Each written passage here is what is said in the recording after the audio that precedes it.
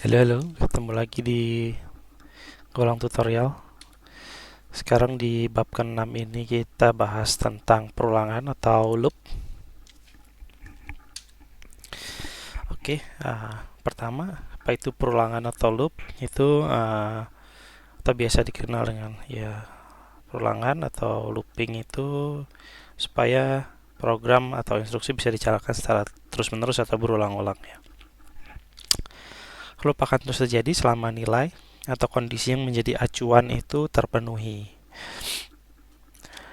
Lalu loop akan berhenti ketika nilai atau kondisi yang menjadi acuan tersebut tidak terpenuhi atau tidak sesuai ekspektasi lagi.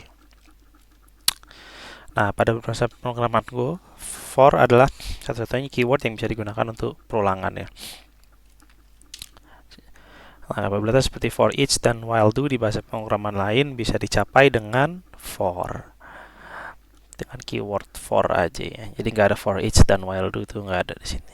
Hanya ada for. Oke, berikutnya loop itu ada beberapa ya, salah satunya si style loop. Si style loop ini mengikuti bahasa pemrograman C atau C++.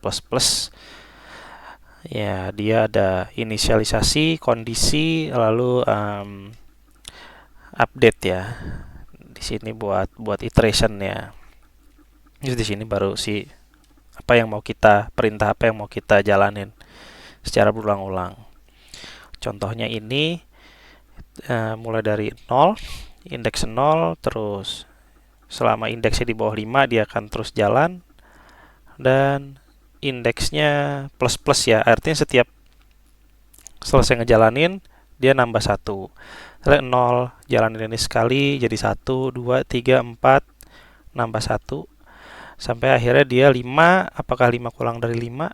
Maka false. Maka setelah dia false dia keluar, udah nggak memenuhi lagi syaratnya.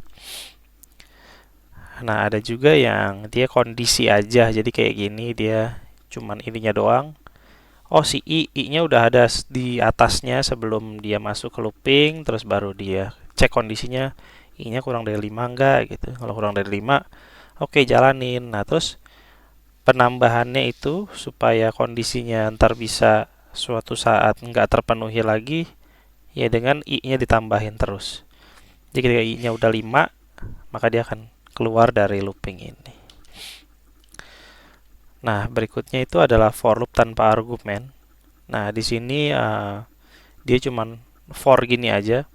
Nah, dia ini akan terus jalan. Nah, gimana cara kita bisa keluar kalau dia nggak ada kondisinya kayak tadi? Supaya kita bisa keluar dari kondisi ini, kita harus gunain keyword break. Nah, ketika kita break, maka dia akan keluar dari for ini. Contohnya di sini ya. Kita bikin kondisinya pun di dalam sini. Ketika I-nya sama dengan 5, maka dia akan keluar dari kondisi ini. Nah, kalau ini adalah looping untuk array atau slice ya. Yang banyak nih. 2, 3, 4, 5. Nah, dia akan otomatis kalau kita menggunakan keyword range ini, dia itu nanti akan jalan nih dari sini, geser ke sebelahnya, geser ke elemen berikutnya sampai ke yang paling ujung. Nah, yang di assign ke variabel oleh si keyword range ini itu ada index dan si value-nya. Index itu start dari 0, berarti ini 0, 1, 2, 3, 4. Lalu value-nya ya ini si 1, 2, 3, 4, 5 ya. Nah, ini contohnya ketika kayak gini ya nanti indeks, jadi ngeprintnya itu adalah indeks 0 nilainya 1, indeks 1 nilainya 2 dan seterusnya. Nah, ini bisa juga kita nggak perlu pakai kedua variabelnya, karena kalau kayak gini kan kita mesti wajib pakai keduanya. Let's say kita mau ambil value-nya aja tapi indeksnya nggak kita pakai, maka kita bisa ganti dengan underscore ya, artinya kita nggak ambil nih si return value dari range. Karena kalau kita declare, kita assign ke variabel i tapi nggak kita pakai, akan nggak bisa di compile yang tadi ya. Oke, berikutnya adalah for range. dengan map ya. Kalau map ini beda dengan array. Kalau map itu dia key dan value. Karena ada ini kan, key, ini value. Anggapannya ini key ini dianggap sama seperti index lah kalau di array atau slice ya.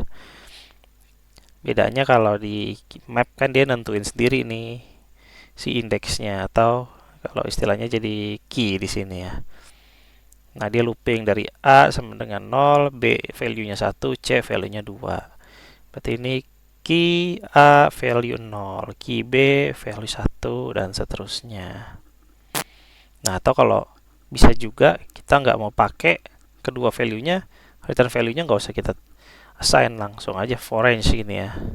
Langsung kita ada isinya nih gitu. Jadi seberapa banyak kali kita nge-print ini berarti ya segitu banyak jumlah di dalam si mapnya sendiri.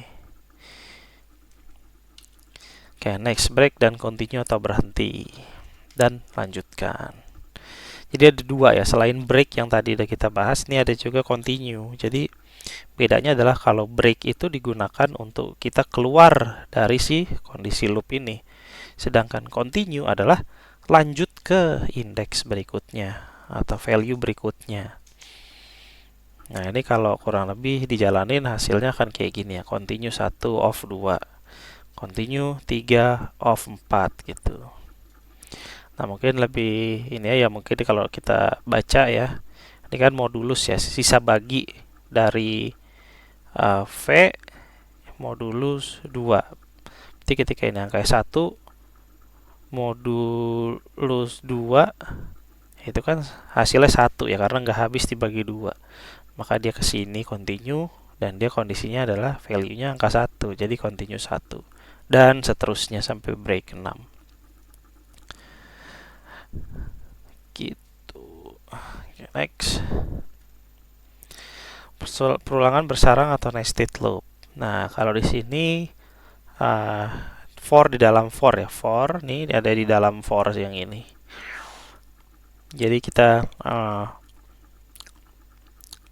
setelah masuk sini kita looping yang ini habis, baru kita ke looping yang di luar yang berikutnya lagi.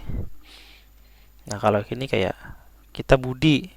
Nah, kita looping dulu nih setelah kita masuk ke si Budi nih, koleksi Budi. Punya Budi, punya. Terus kita masuk yang ke dalam sini. Dia punya value map lagi nih si rumah, mobil, dan motor. Maka di sini kita looping nih ketiganya. Dengan for range, kita bisa looping rumah, mobil, motor. Habis itu next ke looping yang luar, yaitu si Anto punya titik 2, dia masuk ke looping yang dalam, akan lanjutin cetak kontrakan pekerjaan dan pacar. Nah, ini selesai keluar, dia lanjut lagi ke Caca dan seterusnya sampai print musuh. Baru dia berhenti, jadinya seperti ini. Oke, next itu label untuk for loop atau perulangan. Nah, di sini ada juga case di mana kita mau breaknya di sini. Tapi kita bukan mau keluar dari yang ini aja, tapi dia mau keluar dari keseluruhan for loopnya. Dia mau benar-benar keluar dari for yang ini juga nih. Nah, maka kita bisa pakai label. Kalau nggak ada label, kita break di sini misalkan. Dia akan keluar dari for yang ini saja. Tapi dia masih masih jalan nih yang di dalam for yang si koleksi ini. Nah, caranya supaya bisa benar-benar keluar, maka harus menggunakan break ke label tertentu. Di sini labelnya outer loop, maka dia akan break dan keluar dari si for yang udah dikasih label outer loop. Dia akan lanjutin ke program yang ada di bawahnya. Contohnya kayak gini, ketika dia udah sampai si X-nya ini, udah sampai ke si teman, data teman, kan harusnya tadi dia ada sampai, kalau dari slide sebelumnya tuh ada sampai musuh. Nah, tapi ketika di sini ada kondisi ketika udah nyentuh teman, udah sampai di X sama dengan teman, dia akan keluar dari outer loop-nya juga. Oke, nah itu dari beberapa contoh loop tadi. Ada beberapa hal yang perlu diperhatikan ya dari beberapa jenis loop yang udah kita bahas tadi. Itu pertama, pastikan program tidak menampilkan infinite loop yang bisa mengakibatkan aplikasi crash karena resource CPU atau memori pada server tidak sanggup lagi. Ya, biasanya ini ya memang nggak sengaja dia terus-terusan looping sampai habisin semua resource CPU-nya, mentok lah ibaratnya. CPU 100%, memori 100%, akhirnya udah nggak kuat lagi, dia crash. Nah, kedua, perhatikan kondisi yang dijadikan acuan pada perulangan tersebut. Apakah kondisinya suatu saat bisa menjadi false agar tidak terjadi infinite loop. Jadi kondisi itu penting. Ya, jangan kita kasih nilai awal 0. Terus kondisinya ketika di bawah 5 dia akan terus jalan loopnya. Nah, tapi si kondisi awal ini nggak ditambahin, tetap 0 aja terus, ya dia nggak akan pernah lebih dari 5, ya dia akan terus di bawah 5. Dan yang pastinya dia akan terus jalan. Nah, yang ketiga itu, kalaupun ingin membuat program yang berulang terus menerus infinite loop, pastikan program itu tidak memakan resource server secara berlebihan. Berarti memang sengaja kita pengen buat program yang terus berjalan dalam loop. Ya, misalkan kita bikin suatu listener atau something yang memang dia diharuskan untuk jalan terus menerus buat mendeteksi perubahan. Nah, itu pun biasanya dikasih interval, dia nggak akan terus-terusan setiap nanosecond dia akan terus jalanin si proses itu terus berulang-ulang tanpa berhenti, nggak ada jedanya. Biasanya kalau yang infinite loop kayak gini nih ada jeda, ada intervalnya setiap 1 detik atau setiap 2 detik, jadi nggak akan menghabiskan resource. Ya, kurang lebih itu untuk pembahasan tentang loop. Nanti di berikutnya kita akan bahas tentang function ya. Oke, sampai ketemu di video yang berikutnya. Untuk yang kali ini ada challenge ya. Yaitu bikin program yang memiliki output seperti berikut. Nah, ini adalah satu challenge buat materi for loop ya.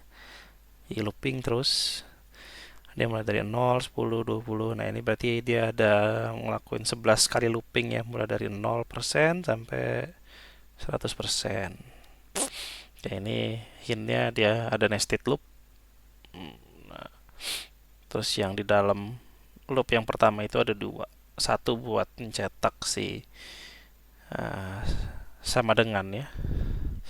Satu buat yang mencetak si ruang kosongnya. Oke, silakan dibuat.